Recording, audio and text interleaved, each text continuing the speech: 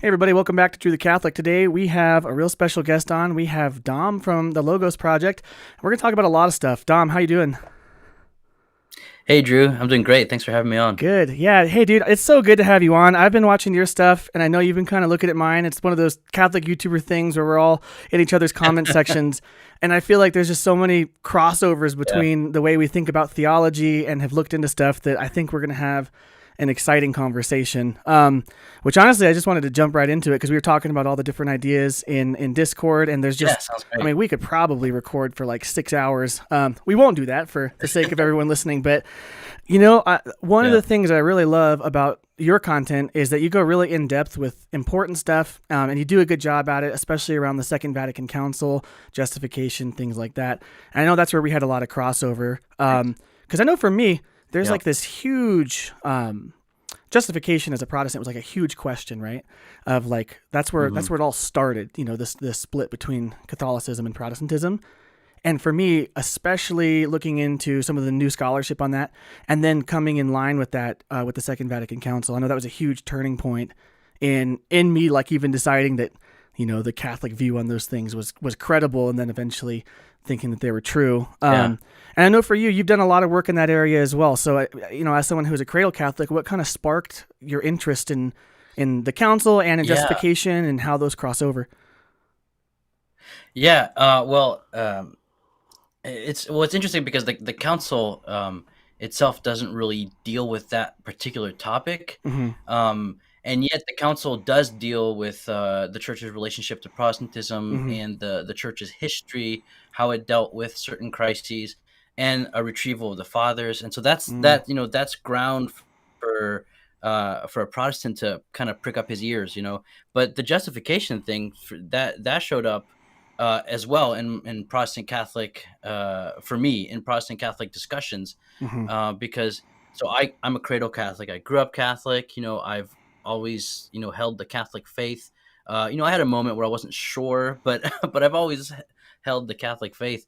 And the question on justification showed up precisely when I started to make Protestant friends. Mm. And that was much later in life. The first time I began, spending time with Protestants was in my early 20s, because I grew up in France, where there pretty much aren't any Protestants. You hear about them in textbooks, and then I moved and I was a teenager, but then I went to a Catholic school, and I was a novice for a couple years in a Catholic monastery.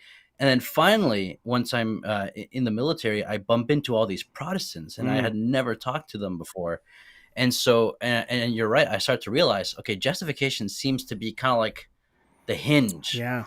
of where we part ways. And I Mm-hmm. remember I was stationed in Okinawa, and I was one of the letters was Romans, and where Paul speaks of justification by faith and not by works of the law. And I Mm-hmm. remember asking my priest, wait, so what's the deal with faith, and why is it not faith alone, and all those questions, Mm-hmm. right? And he sent me a good answer, but I felt a little dissatisfied with the answer, and I don't think I even fully understood the answer, and so I was just perplexed. And so I took a deep Mm. dive into, like, okay, what in the world? Because I remember reading Romans and being completely confused. Uh-huh. Like, what in the world am I reading? None of this makes any sense. The language he's using, the terms, the sentences seem incoherent. Like, what is Paul talking about? And so I basically told myself, I have to figure this out. And that's when Mm. I discovered the old perspective, which is pretty much the reformers. And I know it has, Calvin's one perspective and Luther is another. They have overlap, but Mm-hmm. and then I discovered, N.T. Wright, and he referred me Yeah. to E.P. Sanders, Jimmy Dunn, and I was like, okay, what's this new perspective thing? And it Mm-hmm. has its own branches, right? But it really kind of revolved around works of the law. And then I found this book by Dr. Matthew Thomas called Works of the Law in Second Century Reception, or something to that effect. Mm. I'm like, well, yeah, well, it makes sense. Let's go see what the fathers say. Anyway, that opened up the whole justification conversation. And after coming out of that rabbit hole, I felt like I could show Protestants other Hmm. Protestant authors to make my Catholic point. Yeah, So that's that was really kind of what helpful. happened. Yeah. That's really helpful Yeah. because there's inherent credibility in like using a non-Catholic to prove Catholicism, because they'll be like, oh well, I can't say that that guy's just a total bozo because he's kind of in the same camp as me and he's making points that, yeah, that's funny. So Yeah. you and I kind of had a similar journey with that from the opposite ends, right? So I grew up in Exactly. typical evangelical context for the most time, most of my life, and really was like full on Calvinist, Mhm. like Reformed theology at one point. I was very unhappy with that worldview. It's not satisfying in some ways, but um, I remember I was studying Yeah. theology, and we had a professor who, for the first time, had given a view of justification that didn't require imputation, and really didn't require Calvin's view of election. And I remember being like, oh, that's interesting. It also kind of makes more sense, the Old Testament in my mind. And then I remember when he brought up the Mhm. discussion of like, your Bible probably translates this works, but what it should be is works of the law. And he started talking about covenant, and he started talking about works of the law, Yeah. and the perspective of Second Temple Judaism. And I remember at that moment, Yeah. like I felt like all the stuff I had learned in my first 2 years of my theology education, I was like, I don't know anything, because this whole new world opened up. And really what it Yeah. was is kind of the whole project of the New Perspective, right? Is in a sense recontextualizing the New Testament within Judaism of that century. Because obviously, if we were going to look Yeah. at like, Yeah. like Hasidic Judaism today, it's a little different. Like, but back then with the Second Yeah. Temple and all of the oral traditions and the customs they had, the whole New Testament just started to come alive in this way, looking into that stuff, right? And then, yeah, then you get into N.T. Wright's discussion of works versus works of the law. And for me, at least, Romans, yeah, Yeah. made a lot more sense. But then also, I felt like I started speaking a very different language than some of the other Protestants in like classic imputation. And I was like, wait, what Yeah. does this mean? Because it seems like that world is starting to create a divide even within Protestantism. Like I know, N.T. Wright was writing all his books, and everyone was just falling in love with him. And then John Piper came out swinging with his response, and they had a little tiff and Yeah. stuff. Yeah. But what would you say, maybe for someone who's listening, how would you just explain that distinction between the classic Protestant view of like works versus the New Perspective view of works of the law when we read those words in the New Testament? Yeah. Yeah. By the way, yeah, when I discovered N.T. Wright, I fell in love with his writings Oh, immediately. dude. I became, yeah, and I still love him to this day, but I did become a little bit more critical as time went on.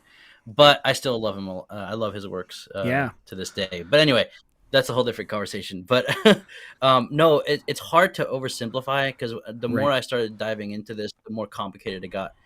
But if I were to simplify, so if any scholars are listening, don't hold me to the Yeah, letter. we're But not speaking for uh, academic papers here. This is, yeah. yeah. So if I were to simplify, the old perspective is basically the perspective of the Protestant reformers from the Hmm. 16th century. In general, it means that we're saved by faith alone and not Hmm. by any works, whether we're talking about the works. So we're talking about the works of individuals, either Hmm. prior to faith and salvation or even after faith and salvation, even after grace. Hmm. So no works whatsoever justify you. It's only faith. It's the work of Christ that is effective, not Hmm. ours. Calvin, if I remember correctly, Calvin will say, no, you can work. That's great and all. It doesn't contribute to your justification. Luther Right. will go as far as to say, if you try to work at all, that is sinful because you're assuming the role of the Right. Savior. Which is why he didn't like Yeah, James. He didn't like the yeah, Epistle of James. exactly. Yeah. Yeah. So that's the old. Yeah, sorry. Go ahead. Oh, no, you're good. I was just agreeing with you. Keep going. Oh no, yeah, no. So I think that's the best way to simplify the old perspective.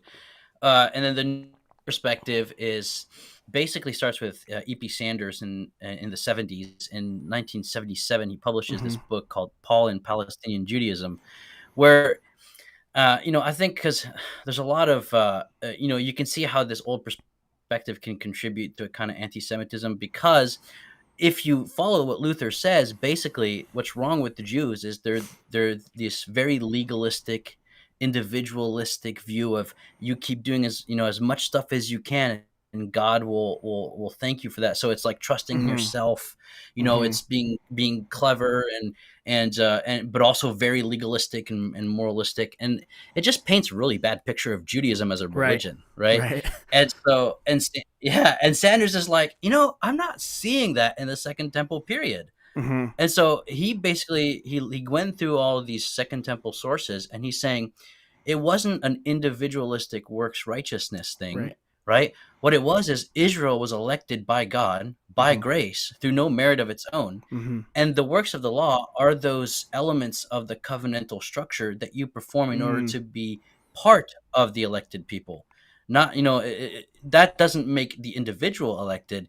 The collective is elected by God, and to be part of the collective, you're culture, which means Mm-hmm. all of the Torah laws, Sabbath, circumcision, all that stuff. Mm-hmm. And I mean, like, if it's a works righteousness religion, like, are you saying that babies like consciously and morally circumcise themselves to be saved? Like, no. Right. Like, circumcision is right. Circumcision is received. Right. Exactly. So Yeah. anyway, yeah. So No, I that's what think that's Sanders a did, and I'm no. You're yeah. good. Go I was ahead. gonna say that's a pretty good like basic description, right? Because it's that's I feel like that was the big thing that I started to realize, at least about Calvin, is every time the word election comes up or every time the word salvation comes up, he's kind of playing like what my professor called like individual salvific election. Like that's how he reads it. But in the Old Testament, Mm, you never see that as the game. Like whenever God appoints Abraham, he's appointing not just like Abraham the individual, but he's appointing his whole lineage for the purpose of the Abrahamic promise, right? And the same with Jacob, with yeah. and we see even the promises to Judah, the promises of David. It's never like this individual, like just this one dude removed from everyone else. It's always people groups for a purpose, right? And then I even think about, like in, I think it's in Malachi, which Romans 9 quotes when it says, Jacob I loved, Esau I hated. Well, we both know that those become the fathers of people groups that God has a covenant with Jacob, right? And then Esau, those become the Edomites. And you know how that story goes if you've read the Old Testament. So I remember that just Yeah. foundationally destroying the idea of Reformed soteriology.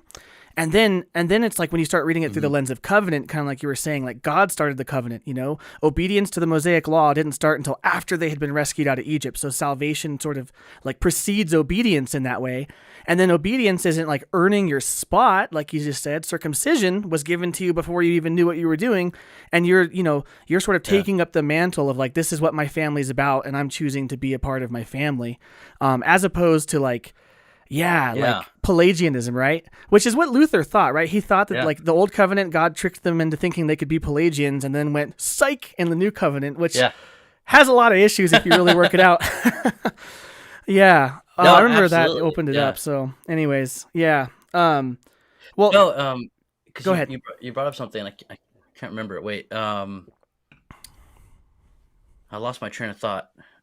Anyway, no, absolutely. So that's the thing. It's. Oh yes, you said there's a theme in scripture that I discovered is that the few are always chosen for the sake of the many. And so if Yeah. we're talking about the faith of an individual like Abraham or David or something, it's always for the sake of humanity. It's for the sake of the covenant community. It's never about just the individual. Any grace that is given is always for the sake of others, Mm. never just for the sake of the individual. So I realize there's a lot of like modern Western individualism being read into these texts that just isn't there. Anyway, and so that was a huge thing. So the covenant, right? Well, with Sanders, then suddenly through a bunch of scholars, they started to realize that this term works of the law, right, doesn't refer to just Yeah. things you do in general, but specifically to Torah law and Torah Mm-hmm. covenant Mm-hmm. and the laws of the covenant. But then the new perspective people split up on different interpretations after that, and I think it's because they're in the Protestant framework, so they can't talk about this idea of a new law, this idea of a new Moses and a new Mm-hmm. priesthood that's perpetual. Because Mm-hmm. for them, it's kind of in the past, priesthood and sacrifice and law is like Old Mm-hmm. Testament stuff. Now it's grace, the individual spirit, So there's a Protestant framework, I think, gets in the way of taking this new perspective further. So Yeah. anyway, that was it for me. Yeah. I think you're totally right though, because like I remember some of N.T. Wright's best lectures, because I read a couple of his books, but I do this thing where like I'll listen to lectures about the book to get the gist of the book. It's kind of like reading the first and last chapter just to take the key points and diving into the middle where you need to. But Yeah. he had a Yeah. lot of discussion about God's people as a covenant people and what that means and what that looks like in the old perspective. And I was like, wait, that should just instantly apply to the church. And in a way, he would kind of go there, but just like you're saying, he wouldn't go there maybe as far as he could. And I remember reading that, and then it's actually kind of funny for me. I was talking about all this stuff with a guy, a coworker who was Catholic, and I was like, yeah, Protestantism is doing all this research and discovering all this new theology that's probably going to change every Christian denomination. And I was telling him about justification, and he's like, that just sounds like the Council of Trent. And then I remember just staring at him. I was like, huh? And I went and read it, and I was like, oh, yeah, it kind of does sound like the Council of Trent. Like N.T. Wright just kind of just retrofitted New Testament theology and realized that whether we knew it or not, Catholics are obviously right the whole time, but whether we knew it came from a very Jewish context or not, just through passing on what had been passed on to us, we sort of retained that info without maybe being aware of that full context. But then what I've started seeing is now you have people picking up sort of where N.T. Wright left off. I think of Brant Petrie and Michael Barber, I think, have what's the book? Is it Paul, New Covenant Jew? Is that the book? Oh, dude. Yep. Because then they take the idea of, Such a good book. and infused righteousness as the continuation of, that you're entering this covenantal grace through, pure grace, like initial justification. But then God isn't just leaving you as like snow-covered dung. He's actually infusing that covenantal righteousness into you and making it really and truly active in you, which for me reads so much better with the fathers in terms of theosis, right? Like I remember that was another big book I read, was on understanding the Trinity through the lens of the fathers. Now this is at a Protestant college, and we're reading, I think it was The Life of the Trinity by Donald Fairbairn, if you've ever heard of it. And Protestant dude totally just talked about theosis as like, this is why the Trinity is necessary. Because a lot of us in the Protestant world are like, yeah, Trinity is necessary. Don't really know why. Just got to believe it, kind of move on, don't think about it too hard or it'll break your brain. Yeah. But when you start thinking about God and his covenant people as he's trying to deify us, trying to enter us into the life of the Trinity and become by grace, what Jesus is by nature, like that whole idea of theosis, well then infused righteousness is kind of like the only way you can have that. But the New Testament clearly supports theosis, right? Like I think of it, I think it's 1st or 2nd Peter where he says, you were becoming like God. Like he's inviting you into his divine life. And it's like, wait a minute. Partakers of the divine life. Yeah, that's what it is. Partakers of the divine life. That's the language. Yeah. And that's so much more than just this mere cloak of righteousness that God is, I don't want to be too unfair, but it's kind of pretending is yours, even though it's not really. He's making it actually yours. So all that was starting to come together in my head. And I'm like, wait, that makes sense with first century Judaism. That makes sense with the patristics on the Trinity. Oh man, justification is so much more than just this initial legal transaction that I benefit from, It's richer. It really is. Yeah. And it's more exciting, But also, I think you kind of put your finger on the kind of irony of some of this is that the new perspective is in fact the old perspective, and the old perspective is a new perspective. Now, obviously, that's simplifying some details, but we can only do so much. But so in other words, it's kind of like Protestant scholars realizing, wait a minute, the Reformers kind of did something new here. It was pretty novel, which is never great. Yeah. So anyway, but to me that was super helpful in talking to Protestants. But the second thing, and interrupt me or anything, but the second thing that really, really helped me with when talking with Protestants to understand them and to help them understand the Catholic position was the Second Vatican Council, its texts and its explanation, its retrieval of a more patristic explanation of the faith. Which especially I know a couple friends of mine who really struggle with the Mary question. They struggled with the sacraments, and the council laid out this theology that was profoundly beautiful, where it brought Mary and the church back together where they had been separated in a way that actually made sense to several Protestant friends of mine. So anyway, so the justification thing, and then the theology I was getting from the council and the theologians behind the redaction of those texts of the council combined together made it so that suddenly I felt equipped to not just evangelize Protestants and gotcha and how do you have the canon of sola scriptura, which is a good point, but a slam dunk argument, right. it kind of getting lower, like, well, where does the canon come from, and why is it the way it is, and like, what's Hmm. the theology behind reception? What is the liturgy have something to do with the canon? Okay, well, what's the sacraments? Okay, what about this Mary stuff? And getting deeper than just surface clashes, but Right. giving a reason for your faith, as Peter says, right? Not Mm. just an answer or a syllogism that stumps them, but a principle that explains things. I Hmm. feel like that's when I suddenly at least began to be equipped with better answers than just, apologetics at the Right. top. Yeah. Like, because then it Anyway, becomes deeper in principle than just like quote mining the fathers to get some gotcha quotes of like, oh, Ignatius said that if you don't believe exactly. in the Eucharist, then you're a heretic. So I, Yep. I, I Yep. think that's exactly right. Like, because I remember as a Protestant, kind of like reading the fathers and looking across the water going, I can't really be like a Baptist anymore or whatever. At least I got to be Anglican. Yeah. And then I started reading the council documents, and obviously I started at the most recent one. So I Yeah. started at Vatican II, and it was just like reading the fathers in so many ways. Like the way that it's written, Yeah. which I know some people, that's like a criticism, is like, oh, it's not this like question answer clear thing. It's like kind of, Yeah. really it's like prose. It's beautiful. It's flowery in some ways, but it's It not is. for it's still deep. It's still theological. It's still precise. It's just maybe not a style of writing the Yeah. Western mind is used to. But I think it's pastorally relevant in that that's kind of what the world needs now, is not just this like didactic like question answer educational system type thing of just like remember this for the Mhm. multiple choice test, but like really like sitting and dwelling on the reasons, and expanding. Anyways, all that to say, I started reading it, and yeah, like exactly what you mentioned, some of the things it talks about with soteriology, the ecclesiology that it clarifies and puts forward, and then some of the other things too of Yeah. even just like making sense of history, because like I think of like documents like Lumen Gentium and Unitatis Redemptigratio, and it's pretty crazy because you're reading this and it's like, oh wait, it's saying that Protestants are truly brethren because their baptisms are valid, but that baptism is proper to the church, like that belongs to the church, which means that everything good and Mm. beautiful that I had as a Protestant is really only explainable by its Catholic roots, and what unity and what connection we do have is inherently Catholic, like whether you like it or not. So in a sense, it's like Protestants, they kind of belong to us. So that changes your approach as well. Yeah. Of instead of being like, well, we're entirely different, it's like, well, actually, they belong Yeah. to us, and so now we have all these tools of just practically like if there was unity, there's kind of only one Yeah. ecclesiology that works for that, and it's the Catholic view, right? But Yeah.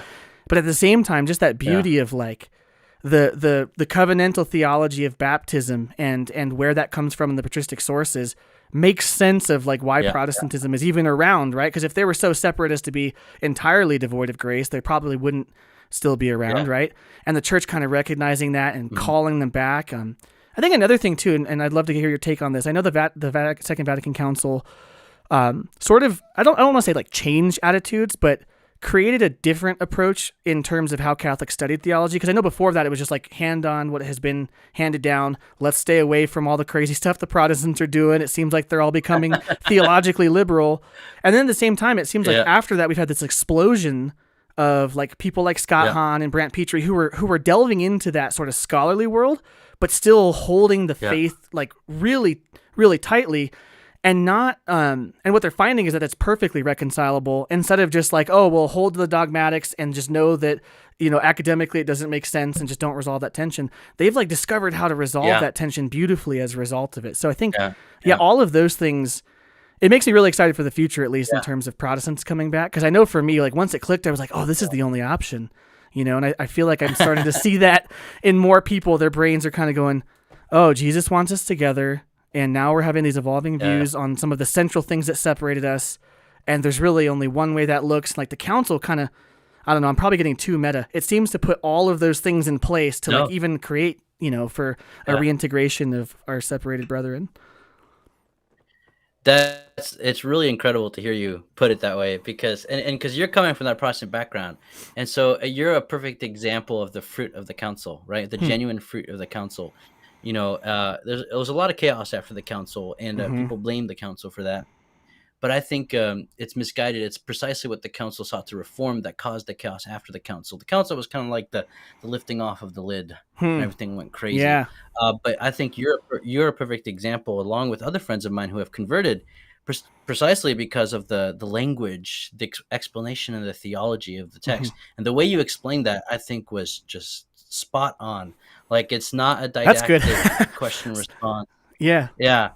No, it was excellent, and Yeah. and Thanks. and you're right. There was a way of, the Protestants are doing their own thing because they don't have the rules, the dogmatic or magisterial kind of guidelines that tell them they can't go in any direction, and so they're going wild and they're becoming Yep. liberal, and so we just don't want to deal with that. So just follow the catechism, the Roman Right. catechism. Listen to Pope Pius the 12th, and which we should, obviously. I'm just saying, it was kind of like, all right, but like, what do we do? Like, we're kind of Right. supposed to go out and engage, right? And Yeah. so, of course, after the council, it's like the pressure let loose, and a lot of crazy stuff happened. Yep. But uh, but the way you explain that, man, I'm telling you, like, it really makes me happy to see that the people who are a living example of the fruitfulness of the council. It's Hmm. just really makes me happy. So yeah, Dude, so that's spot on. I think it's one of those things where, like, if you just read history, you realize that almost no ecumenical council like ended and the next day was implemented. There always seems to be this period of Yeah, all the people that kind of like wanted the council to go away that it never could have, kind of try to, have yeah, their last ditch effort yeah. to get their way or whatever. I mean, I Mhm. think about like some of the councils going against Arianism. It's not like Arianism was gone the next day. It was still around for quite a while. So I think with a lot of that stuff, it's no secret there are people within and outside of the church who want to influence it in a way that it can't go, and that's kind of like it's kind of cool because we get to see the doctrine of the indefectibility of the church play out in real time. But yeah, I think Yeah, I mean at the same time, it is a unique place because just like we've been talking about, I think it poised the church to be ready to be on mission again, right? Because for so long, I think the church enjoyed being like, hey, man, we kind of evangelized the world. We're enjoying the fruits of that. It's getting a little wild now after the Reformation. But now it's like we're finding ourselves in yeah, Rome again in so many ways. And so, yeah, I mean, the council documents, like, they're pretty prophetic in yeah. that way, dude. That's the other thing I realized reading this. And I'm like, some of the ones on like mass media and like the changing attitudes of the world, and like in the decree on the apostolate of the laity, it's like talking about how there's so many Mhm. attitudes that are pervasive, that are contrary to religion and a moral society. And it's like, imagine if Yeah, they had written this today, because it's like even worse. So it was exactly what we needed. We just yeah. haven't realized what we have yet, I think, in a lot of ways. And yeah, and there's so many intramural, debates and Yeah. complaints about the council, but we don't. I mean, well. Yeah. One thing you brought up though that I really like is, you brought up this idea of Protestants as separated brethren and the commonality of baptism, but also this focus that you kind of see play out in some of the Catholic biblical scholarship, like you said, at St. Paul Center, for Mm. example. But this idea of the covenant, it's always Mm. been there, of course. Like you said, sometimes things are there that we just don't really kind of explicitly think about, but they're still there. Mm-hmm. But I think you do have a move away from a more kind of covenant understanding towards a more scholastic matter form way of understanding things. And obviously, the Thomistic way of understanding the sacraments, for example, as matter and form, or communion and all that kind of stuff, is obviously, it's faithful to the early church, but it's a different language. Mm-hmm. And so in Vatican II, you have a retrieval of the patristic language. It's Mm-hmm. favored over the scholastic language. Mm-hmm. And what's interesting is it's precisely in seeing how the scholastic and the patristic complement each other. And I think it's just more effective to use patristic language today, but Mm-hmm. just we got to be careful not to forget the scholastic language. At Yeah. least as Catholics, we don't have to speak to people with that kind of matter, form, substance, accident language. I think because they're not going to understand, and that's exactly what the Right. council was setting out to do. Is like, people don't understand these things anymore, Mm-hmm. so let's use language that's actually understandable and beautiful and accurate. But Mm-hmm. really, I think the huge thing for me, and I know I'm rambling, but the Oh, you're huge good. thing for me, because you spoke about what the council did when it comes to how it saw other Christians, Hmm. and I don't think it can be understated the influence of Cardinal Henri de Lubac on the Second Vatican Council.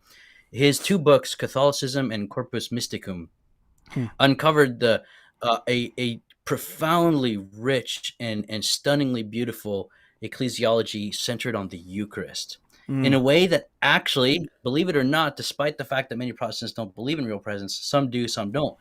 Despite that, it's actually much more ecumenically fruitful because it Mm-hmm. sees communion as the gathering of many around the Lord's body in a way where the Eucharist knits together the church. So we can talk about, like different churches, different ecclesial communities, and then but the sacrament of baptism, is kind of like the foundation.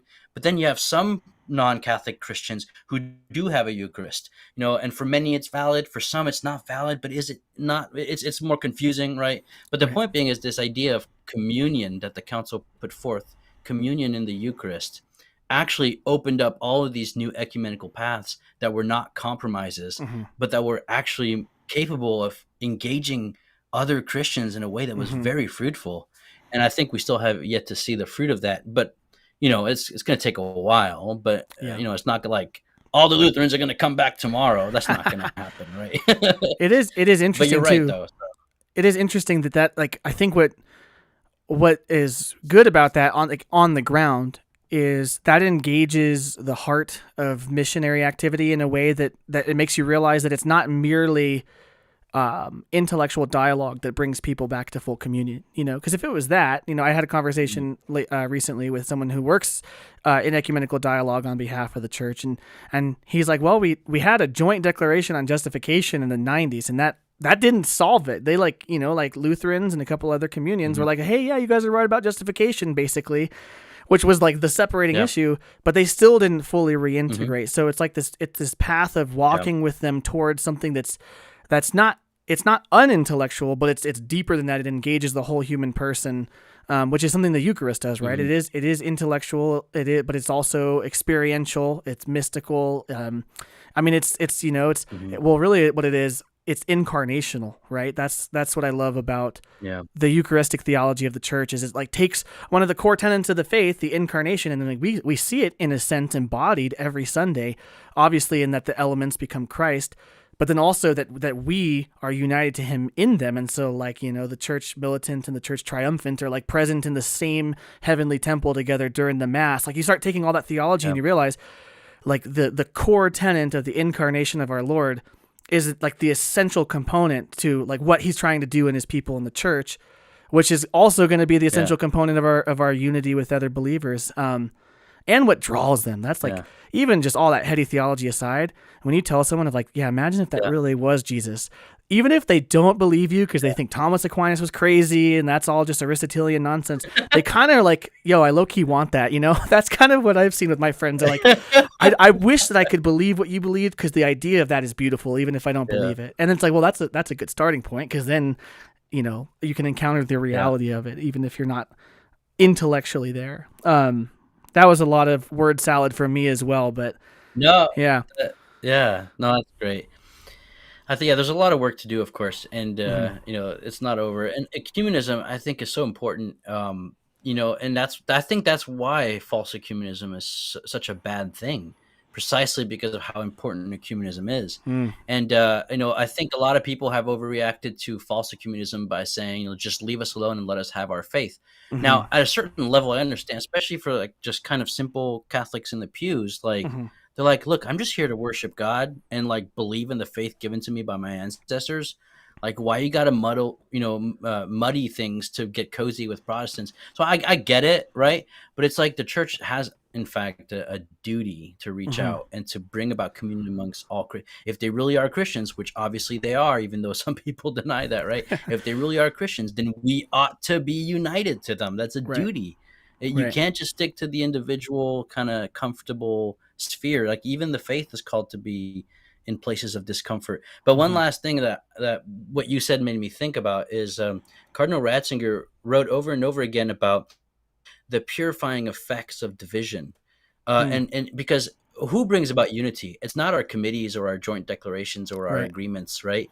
Agreement doesn't bring about truth. Truth brings about agreement and communion. Right? Mm. It's the other way around. So it's God that will bring about the fruit of true ecumenism. It's God's grace that will bring about unity, not Mm. our efforts. Hmm. Our efforts are part of it. God uses that, but Hmm. ultimately it's Him and not us that bring it about. And so the way He interprets the continued division of Christians is precisely as what keeps us sober, and Hmm. we can actually be united in our division, right? And Interesting. to me, that's a beautiful way of speaking of another kind of unity with Christians we're not in communion with. We can have a community in suffering, Hmm. And there is where God's grace, I think, can work to actually bring about real communion. And so yeah, just less. I don't know. I just on one side, people are like, just they want their own thing. I want my cake and leave me Right. alone, right? And then on the other side, you got people who just like don't care about differences. You Right. have your truth, I have my truth. And the task of ecumenism is just, it's a responsibility, it's a duty, it's a mission, but it's Yeah. also, it's really rewarding. Yeah. Anyway. Dude, I think Yeah. that's so good. Yeah, and I think it is tempting because there is so much in the secular world, and that's even invaded certain ecclesial communities. Like I can think of certain Protestant communions that are essentially just becoming like secularist talking points, and especially with Yeah. relativism, and the reaction to that is to have nothing to do with anything that could ever sound like relativism, right? So it's like, well, we don't even want to talk nice to these people Mhm. because then we're not standing up for the truth.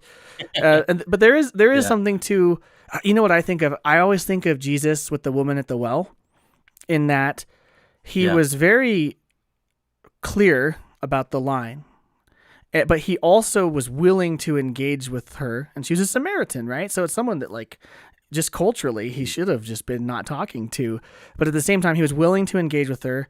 He wasn't compromising on the truth, but he also spoke it in a way, and obviously it's Jesus, he knows everything about everybody, but he knew things about her. He used that information to invite her into deeper trust, and then that led to her repenting and going and sharing with people. What I really love too is that he says, there will come a day when the Father wants us to worship in spirit and in truth. And it's like, well, she might have the right spirit, she got the right idea, but she's kind of on the wrong side of some issues. The way he engages with her, like Yeah. I reflect on that story a lot, because it's like that's probably something like, getting to know somebody, learning about their struggles, not compromising on the truth, and then inviting them into a deeper of experience of what God is doing, in spirit and in truth. And I think that's how those things are overcome. It's not just going to be like, it's not just debates. It is like truly like Yeah. uncovering the source of that woundedness with people, and oh, I'm going to Yeah. use a word that some people don't like, accompanying them through it. Right. Yeah. Yeah. the A word. Yeah. But yeah, I mean, I've just seen that a lot because, just even in our efforts in our parish, we're really starting to focus on mission and evangelism. And just in my own life, like something about the sacraments has just ignited that in me. Who knows what that could be, but, Mhm. it's really, man, it's like, it can't just be like self-justifying intellectual debates. It has to be like truly learning to, be family with someone and draw them back into the household, right? It's kind of like the prodigal son story. Like a lot of us are Yeah. the second brother who didn't leave but has a bad attitude, and like, our separated brother, and they're Yeah. kind of like the first brother, and we should be like joyfully inviting them into the banquet. Anyways, yeah, I've been Yeah. thinking about that a lot, and just because my own experience as a Protestant, it's like, wait, we do have a duty to do this. And to be fair, I think Catholics are really doing good at this. Like if you look at the track record, and just like the average attitude of like most Catholics is like, yeah, we really want you guys to come back. And I don't want to Yeah. overgeneralize, but my experience as a former Protestant of the other side of the issue is like, those Catholics are going to hell. Don't even talk to them, man. Just stay away. And so it's like, and that's not true of everybody, Yeah. obviously, but there is something there. Yeah. So that is hopeful, at least. Yeah. No, no, yeah, it's been a similar experience for me. Again, generalizations, notwithstanding, but Hmm. I mean, exceptions notwithstanding. But Hmm. what's interesting to me is that what you said kind of brings up to the fore the relationship between communion and truth. Mm. People sometimes think that we have to compromise with fullness of communion in the name of truth, right? Because something is true, we can't be united. Mm. Because, but precisely Christianity, Catholic claim is that the fullness of truth is only found within the fullness of communion. That's what Mm. First Timothy 3, is it 3:15 or 3:16? Anyway, one of those two. That's what it says, that the church is the pillar and foundation of the truth. What it Yep. means is that full communion and the fullness of truth are the two sides of the same coin. And so Hmm. if you find yourself splitting those, and not just communion and truth at Right. one area or another area, but their fullness, if you find yourself splitting those, like you've taken a wrong step. It's become individualism. And Hmm. so, and bringing it back to the new perspective on Paul and the Second Vatican Council, and and notwithstanding, there were crazy things after the council, Yeah. and we have to appropriate the council in a way that isn't crazy. Fair enough, right? But and I'm talking here about the intramural Catholic debates, right? And Hmm. sure, the church does. Sometimes sometimes it's chaos in the church. That's all true. But again, it's not us who make the church; it's Mm. Christ who makes her, right? Hmm. And so I think that it's in forgetting yourself and your own problems, and in reaching out to Protestants through this new perspective stuff, the theology of the council, and living it in a non-crazy way. Like, to me, is the answer to like the Catholic who wants to be happy today. That's what you got to do, man. Yeah. Like get into this new perspective stuff, right, of Paul, Hmm. and then get to the council, and then live a holy life. Don't be liberal, but don't don't I love it. don't separate truth and Right, communion. That's right. that's the answer. Yeah. Oh man, well Yeah. the beautiful part about that is when you really discover everything you just said, and not just as like this cute little idea, but like as the actual like ontological reality of the church. Then all of those crazy things, at least in my experience, as I'm entering into those ideas, not just as like an intellectual token, but like as like the actual reality we're living in as Catholics, I'm not as worried about them, if Mhm. that makes sense, because you know that they're just a Yeah. fad, they're just passing. The idea, like the whole like, well, Yeah. let's strip the altars and make everything kind of ugly and cultural looking, so people then they'll want to come to Yeah. mass. It's kind of the whole. This is my analogy Yeah. for this, and Kyle Whittington's gonna yell at me. I say that you can't sneak Jesus into a pizza party and expect people to want Jesus, which is kind of funny because that's how he came to Catholicism. You're the one exception, Kyle, but you Yeah. know what I mean. Like we can't dilute these things to be culturally acceptable Yeah. and then expect them to be as powerful as they were. In many ways, what has made the Christian faith so potent is its like oppositional power to the idiosyncrasies of the world and the flippancy of culture and the craziness of human beings. Like the idea that a couple uneducated Jews see this guy rise from the dead and then convert the entire Roman Empire to Catholicism in 300 years and are willing to die for it in horrific ways. That's the most oppositional, rebellious thing you could ever have. But the whole like, well, let's just tone it down and make it all acceptable to everybody. It's like, no, you're taking what makes it good, and yeah, you're fundamentally changing it in some ways. So yeah, it is interesting. But then you don't want to do the opposite thing too, where you get so afraid of becoming like the world that you like aren't engaged with it missionally, because then you can just become in many ways like stubborn, I think. So it's hard to narrow is the way, right? Narrow is the No, I way. agree. Yeah. Yeah. No, amen. I mean, I can't remember the exact line, but Ratzinger once put that a church that makes its message compatible with the world has no message to offer the world, Mm. right? And so it's like Christianity has something distinctive to say. If we're just going to make ourselves look like everything else, like then we've abandoned the task of Christianity in its very Hmm. essence.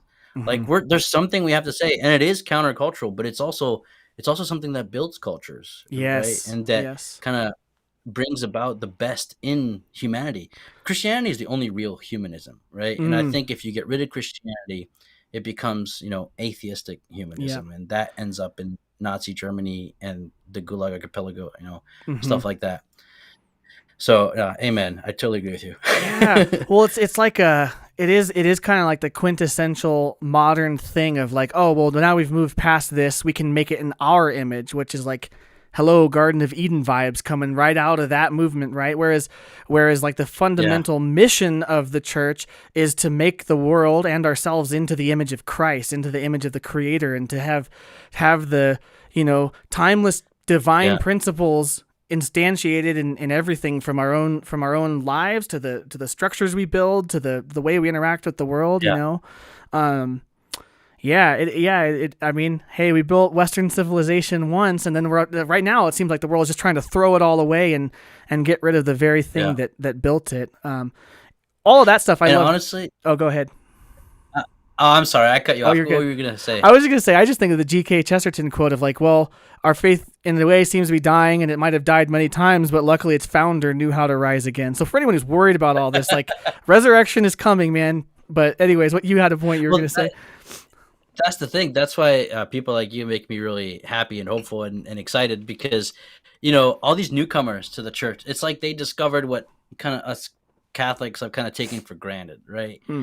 And like, especially the older generation that kind of went through the silly season, as Bishop Barron calls it, they're kind of, they have battle scars. They're worn down. They're sick of it. They just want their Eucharist, their confession, and their scripture, and they want to die in the Lord's grace, and they're sick of fighting Yeah. with some of this stuff. But it's the people like you, man. They come in, they're like, "All right, what do we got to do?" Dude, and you've I'm ready discovered to this fight. beauty. Let's go. And Yeah. you're excited.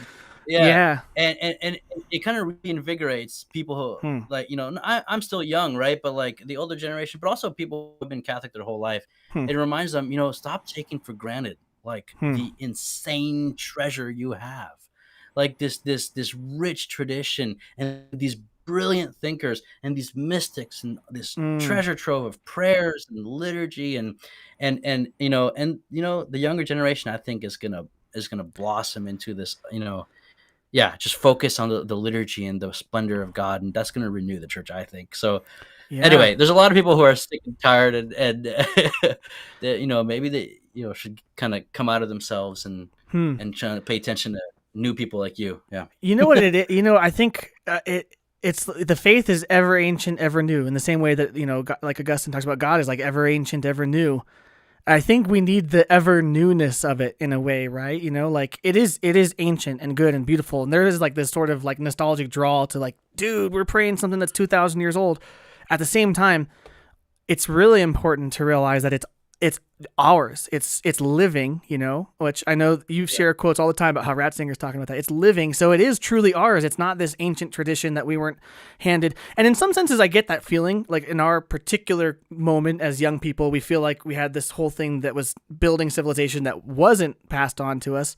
But in a way, like that tradition still is ours because it's living. It is living. We can take hold of it, and we don't have to take something that's ancient and find out how to rebuild it. Like it's still alive. And I think what gives me that zeal is just the encounters of like, that's what it is. And even as a Protestant, like God leading me along the way, there were so many powerful like encounters with him I have that aren't like that are almost impossible to theologize in some ways, but I mean they fit within the realm of theology and I can make sense of them, but just like profound encounters with the presence of God that made me yearn for more, and really this openness as a Protestant of like, God, I know that the real truth of all this theological stuff is beyond me. I need you to lead me.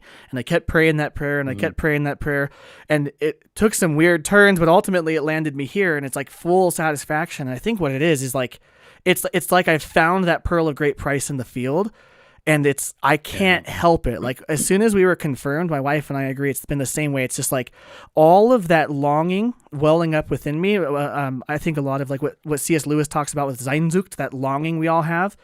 It's obviously satisfied fully in God, and then it just felt activated by the sacraments, because it's like I had been like in a boiler pot for like a decade, and then I realized, wait. The church is the pillar of truth. And that doesn't just mean like, oh yeah, if you read the catechism, you have all the right theology so you can pass the theology test and go to heaven when you die. She's the solutions to the problems of the world. And like, why aren't we telling everyone about this? Like social teaching of the church, amazing. It would fix everything. How we view the human person, it gives everyone dignity. It's beautiful. There'd be so many people with so many less, lived problems in their life if they took hold of those things. And it's like, we have this beautiful treasure, and the more we soak in it, and really what it is, the more we encounter it.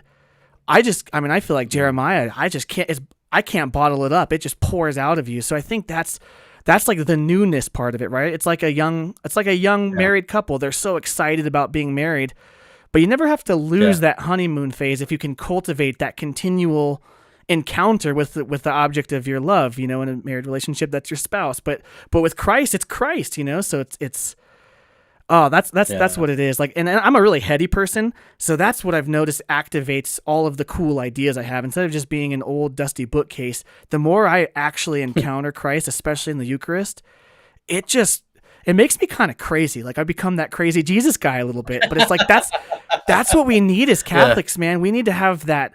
We need to have that honeymoon phase again, I think, and really just encounter in reality the Jesus that we love so much and we know so much. And it's like, I just keep asking for that, and then God keeps delivering, and then it just kind of makes me weirder and weirder, but more effective. So that's what I'm all about. No, I mean, yeah, and I think that's really what the council wanted was a Mm. renewal, Mm. bringing things, making things new again, like you Yeah. kept saying, right? And that's exactly what the council explicitly had in mind. Like Saint John the 23rd said that. The theologians spoke about that. The documents speak about the universal call to holiness.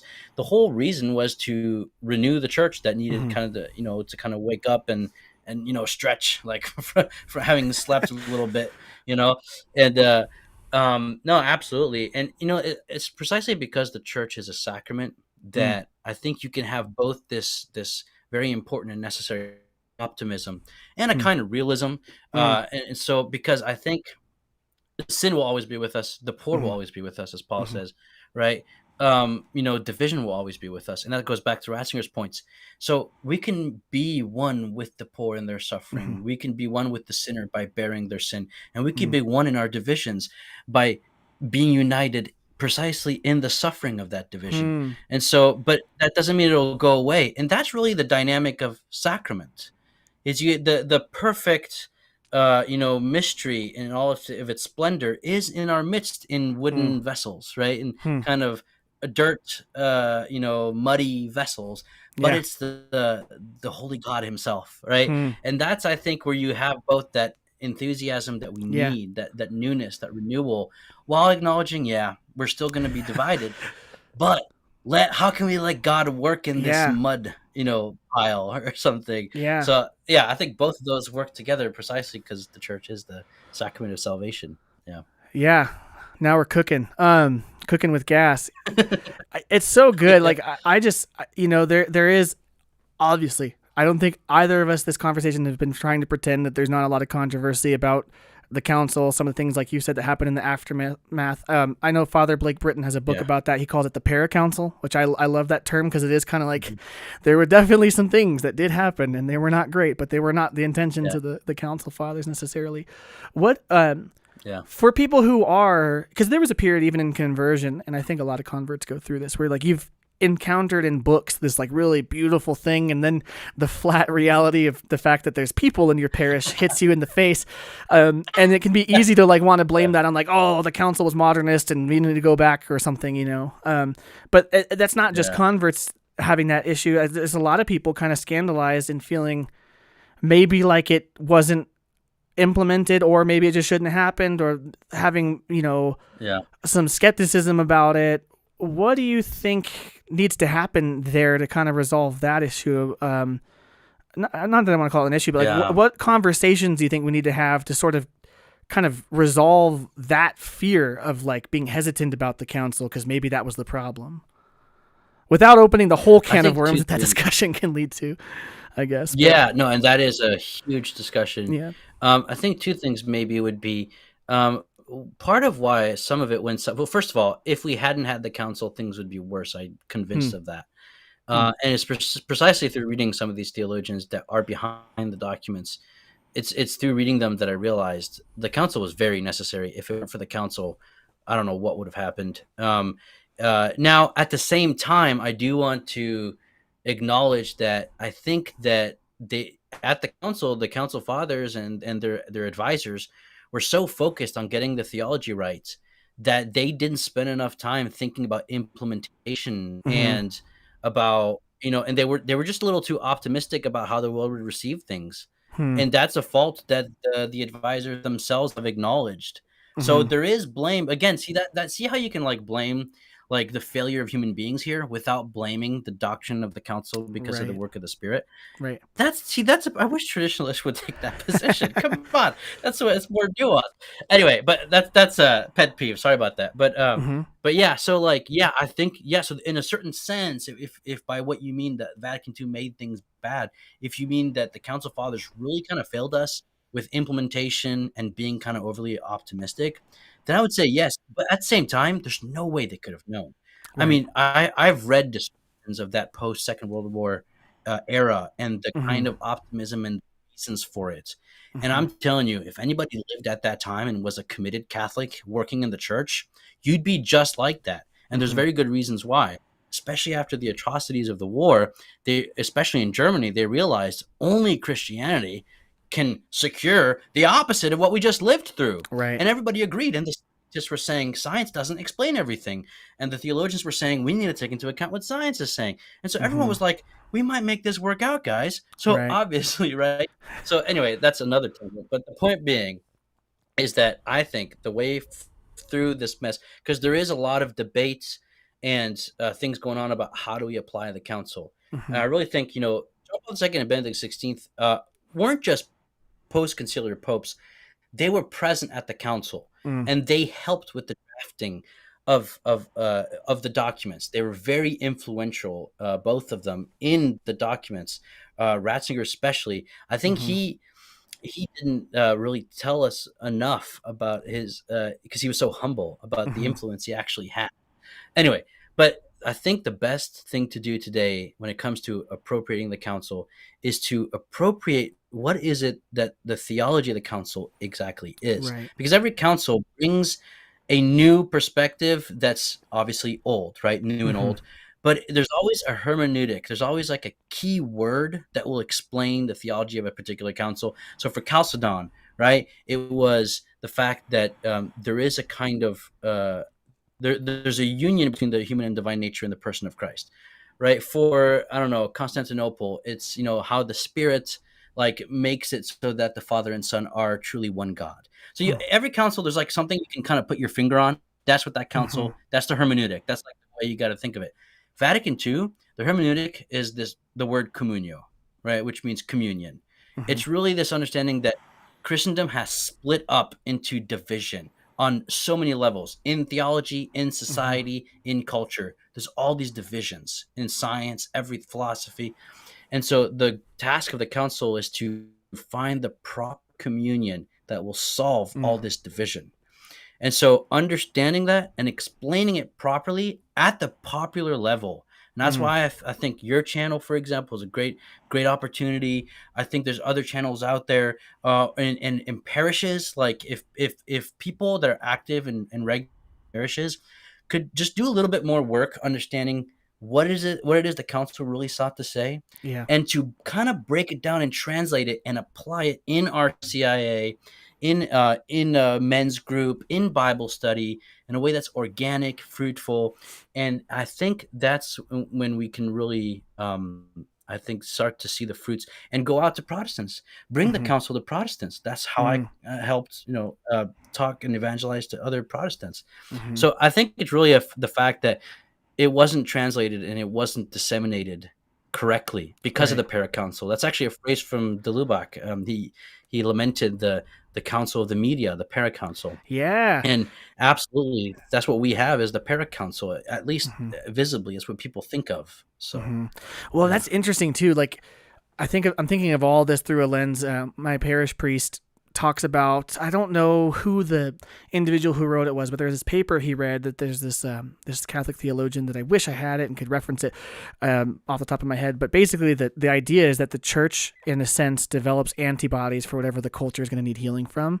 And I think, in a sense, kind of we saw that with not just the content of the council, but also how bad some of that went in the aftermath of, like you said, the council of the media and the division of the Mhm. world. Well, the church theologically developed the antibodies and the contents of the council. And now as we learn to live that out, I mean, just looking at the world, there was this sort of secular expectation of full, globalist kind of unity coming in a weird, totally Yeah. postmodern way. I think now, the past couple of years, we're seeing that dream start to flicker a little bit. But in the midst of that, the Yeah. church, as she starts to embody some of this theology of the council and actually implement it and actually live it and experience it, we're going to develop those Yeah. antibodies, so to speak, to the divisions, not just in Christendom, but in the world at large. And then it will be attractive, and then the hope will be there. I think that maybe they had Can I optimistically in the council. Yeah.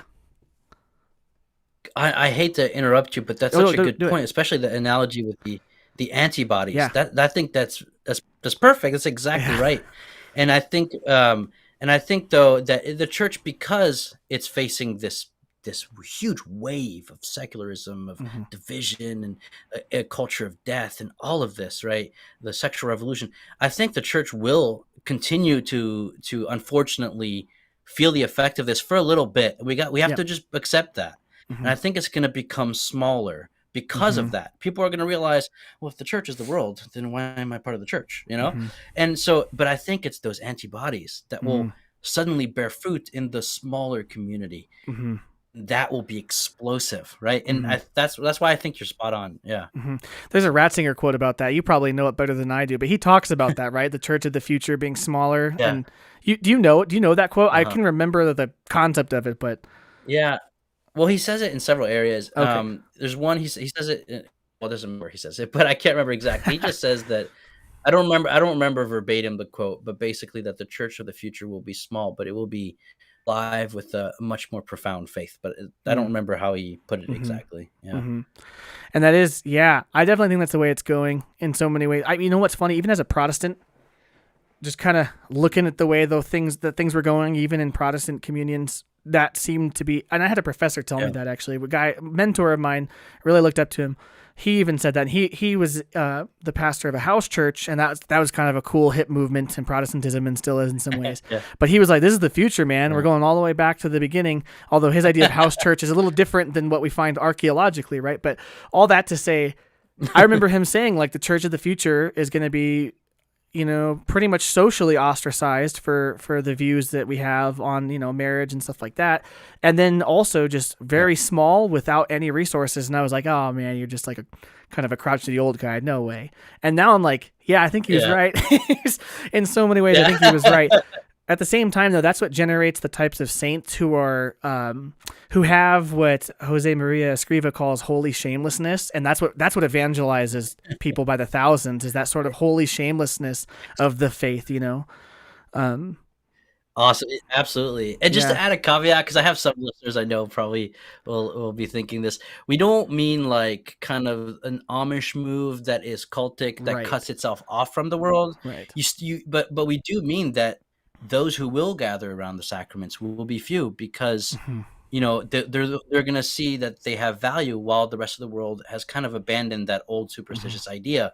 But I think because the bad response is to kind of go off into the woods and start a village, right? Like that's not the response either. And but yeah, I think being more human, having a more humanistic approach, where like there is a deep bond with the few Christians that gather around the altar of the Lord, right? But also like being a human among humans, and that being a way of evangelizing and showing the pagan world, hey, like we're more human, like we care more about people and their freedom, like you want to join us, like well, this is the church of the first couple centuries, right? I mean, you have deep bonds that they didn't know a lot about them. Like the Roman government was like, dude, they're eating babies over there. Like that's how foreign and separate they were. But at the same time, here they are taking care of all of the poor and the sick, even to their own death sometimes. Like that really is the church. You know what I think of a lot, and I sort of had this thought on my way into the church. I actually started a podcast called The Daniel Generation, and then stopped it because I was like, wait, I need to determine if I'm Catholic or not before I like have that whole thing. But that paradigm of like, if you look at Daniel the prophet and his life, of living in a foreign land, houses that they didn't build, cities that they didn't come from, with a people that's not their people, and not just like living in a tent. Like they're instructed, like build a house, settle in, you're going to be there for a while. I mean, well, it's kind of funny because now Scott Hahn's new book is probably, Catholics in Exile. He's talking about that same thing. I was just going to bring that up. Yeah. But it's that paradigm of the exile. Book, yeah, I haven't either. I just listened. He just had an episode on it for Matt Fred's Locals. Okay. And it was kind of funny because I was listening to that. I'm like, this is the whole like Daniel paradigm that I've been stuck on for so long of Daniel was fully faithful to every iota of the Mosaic covenant. And he was embodying it in a way that was honest and good and true to the source of the Mosaic covenant, and also was active in the community he lived in such a way as to benefit the pagans he lived in the midst of and have high-ranking positions, and they loved him. They wanted him to be a pagan, and he wasn't ever willing to do that.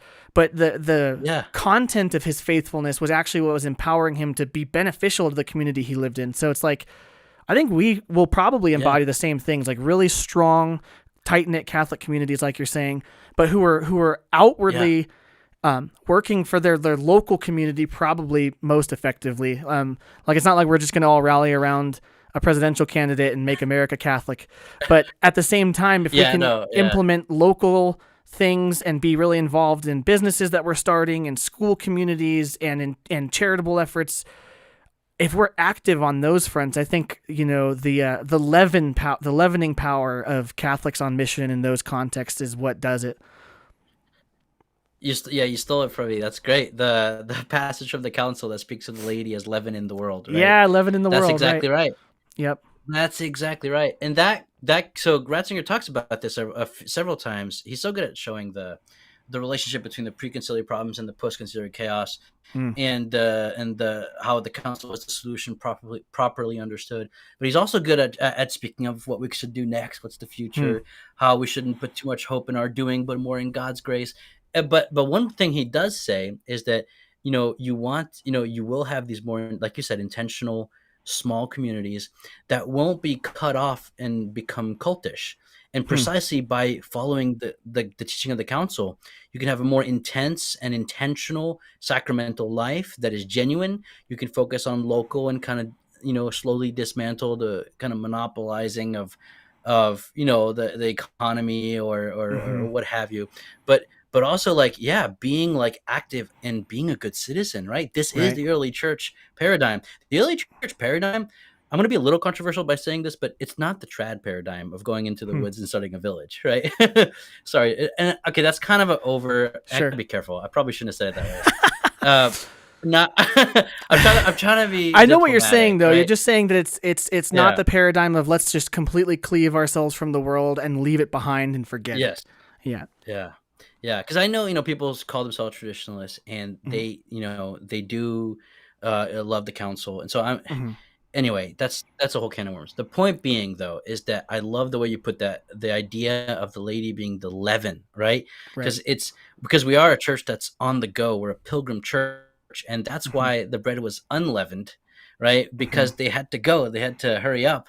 But at the Mm-hmm. same time, if we're patient and if we kind of become holy through the sacraments, through the church, and just stop trying to fix the world through our own means, I Mm-hmm. think that's precisely how God's himself is going to start Mm-hmm. rising in new people. Yeah. Mm-hmm. Yeah, and it's so good. And I think in so many ways that's going to be a natural way that the principle of subsidiarity unfolds again Mhm. in just our experience as Catholics. And it's kind of ironic because it's funny, like Jordan Peterson of all people gets this right in that the whole, like, if you want Mhm. to change the world, start with cleaning your room. But it's not just like, well, because you have to be put in order first, but it really is, renewal and movements and things like this do start at that level properly, right? And so it's like, well, if we want to see a strong nation again, if we want to see a strong world, if we want to see a strong, united global Christian communion that's evangelizing the whole world, so that every tribe and tongue and nation is there at the inauguration of the eschaton, then that's going to start with us just living it well, faithfully in the small things, right? Like, he's trusted with little can be trusted with much. And I think there is a temptation so often of like, Lord, just come in and change everything from the top. Give us a pope who's like uber Yeah. based and make the Germans stop being so weird, and make my priest really cool so that I can just enjoy it. Yeah. At the same time, it's like maybe part of Yeah. it, I think we're going to be fired in the forge of like suffering even at the hand of the church, as so many great saints have been, and at the world, sometimes Yeah. at the same time. And that's going to be like dynamite for the next generation, because the people who remain faithful in the midst of a potentially confusing to blatantly confusing church and world, like that is gold refined in fire. And there's nothing that's going to stop what they do when they're faithfully raising children and starting businesses that Mhm. are, good and benefiting the world in good ways, and implementing the social teaching of the Yeah. church. And it is hard to do, but it's like kind of like everything worth doing is hard to do. So it might not be sexy, but Drew, that's our call I to think. sainthood. Yeah, no, I totally Yeah. agree. Drew, I think we need to find something we disagree on, because this is getting kind of out of Oh man. hand. I'm kidding. Probably No, coffee. but The we most can talk for controversial opinions I hours. have are Yeah. about coffee. So that's depending on what kind of coffee guy you are. I don't know. That's funny. Yeah. No, this is great. I really appreciate your insights, and the way, again, like the way you kind of, because you're someone that's coming from the outside and seeing the council from the outside. For me, who is someone who spends a lot of time with the council and the composers of the texts, it's really refreshing to hear that, because it confirms what I've been trying to share with other Catholics who are more skeptical, right? And it's a breath of fresh air, because sometimes when you keep fighting a fight, you kind of want to take a break and put your weapons down. But then somebody comes along charging, and you're like, well, that motivated the crap out of me. Leroy Jenkins. That's me, man. That is me. Yeah. Oh man. Yeah. No, that's great. Yeah, dude, it is good. I think it is important to find people that you can be refreshed by too, because like I know that I deal with that sometimes, because sometimes with the channel, but then sometimes even just with our efforts in our local parish, like you can butt heads or run into obstacles, whether it be with like high theology or even just with practical, like, dude, why can't we agree that song like maybe isn't theologically correct? We shouldn't sing it at mass. There's all sorts of things like that, and it's good to have people that you can run with and be refreshed by. I think it's important, but yeah, dude, yeah. I've really enjoyed our conversation. I'm trying to think, do you have any final thoughts about anything we've talked about? I mean, it seems like we focused a lot on the council and mission and things like that. That's likely because that's what I'm thinking about a lot, but it all connected with, starting about justification, which was the central issue of our disunity as Protestants and Catholics. And then now we're seeing in the wake of Vatican II that renewed missional effort, that clarified ecclesiology, and that pastoral approach is kind of going to be the grounds for resolving some of those issues. Smaller church, more faithful church. Oh, man. Yeah, I don't even know how to summarize all that. That was a lot of good stuff. You can tell it's stuff that you and I are just stewing on, because it's so naturally coming out, I think. But yeah, no, this is wonderful. Yeah, thanks for inviting me on the show. I think one way that I would kind of summarize our conversation would be that I think in different ways we kind of both came to appreciate the splendor of the church, which is communion, right? And I think that is precisely we kind of see the potential in the council that is yet to be tapped into, right? And I think that we're both excited because we want to be part of the party that taps into that. And so really, but it comes down to, action flows from prayer, and, actio from contemplatio. And I think it's the more we can be stunned by the splendor of the church, precisely because she's vested with the glory of her Lord, then we can be sent out on mission effectively.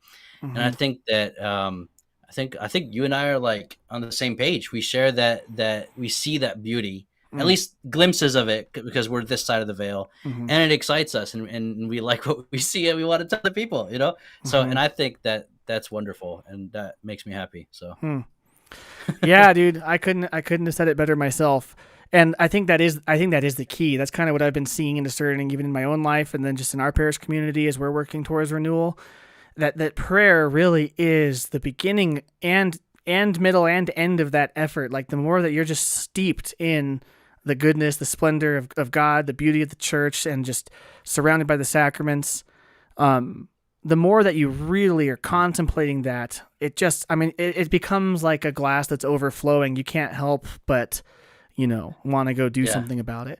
I think that's the key, is getting to the point where you can't help it, because then it's like it's not going to matter how you're feeling. It's just going to happen. Amen. That's actually one of the reasons why I left the monastery, because people ask me, like, because I was a monk for 2 years, a Benedictine monk, and people ask me, why'd you leave? Did you not like it? And my answer is usually like, no, I loved it. I just had to leave. And I think part of it is because when I learn things and see things that are beautiful, I have to talk to people about it. I have to share it. And so the contemplative life on its own, I couldn't do it, like almost physically, right? Like, so that's part of it. Other reasons too, but like, that's one of the reasons, just, dude, when you see something cool, like, you want to tell your friends, Yeah. Yeah, we do it with YouTube videos and TikToks and like favorite shoe brands. I mean, humans are just natural evangelists. So if you're not evangelizing about Christ, you just need to encounter him deeper. And then at some point the switch flips and you're like, whoa. And then your neighbors think you're weird. It's okay though. We've all been there. Like, dude, he's just having Bible studies on his back porch, smoking pipes and talking about Jesus. What a freak. That's okay. That's the best way to be. Cool. Well, Dom, where can people check out your stuff? I mean, you do lots of work on explaining the council, explaining, all sorts of amazing things. I really like your content. It's really grounded, really well researched, things like that. So how can people engage your content, and what do you have coming up next that people might be interested in seeing? Yeah, thanks so much. I appreciate it. Yeah, so the YouTube channel is The Logos Project. Logos is Logos. And you know, I'm gonna be doing more videos on the theology of Pope Benedict XVI, Mm, so Joseph Ratzinger, and I've finally started to make my way through the major books of Henri de Lubac, mm, and so I'm working on some of these pivotal players, to use a phrase Bishop Barron uses, mhm, right? And I'm trying to explain them, and I'm trying to explain the council as well to shed light on it, kind of what we talked about. So I don't have, like, right now, I don't have anything slotted out, but things usually kind of show up on my channel when I feel like doing them. But more scholars to talk about the council, talk about Ratzinger, de Lubac, and just many things in Protestant Catholic conversations. So hmm. look forward to that, and that's all. Yeah. Awesome. Awesome. Well, I really enjoyed our conversation. I'm sure it will be the first of many more. Because I feel like we just kind Hope of so. just touched the surface of all the different things we could talk about. So, everybody, thanks for Yeah. watching. Make sure you go subscribe to Dom, watch his content. I mean, I can't explain it enough. It's so good to be able to take that high, heady theology and boil it down in the way you do, but without like diluting it. So I really like the work you do. Everybody, thanks for watching. Thank you. And we will see you next time on Drew the Catholic.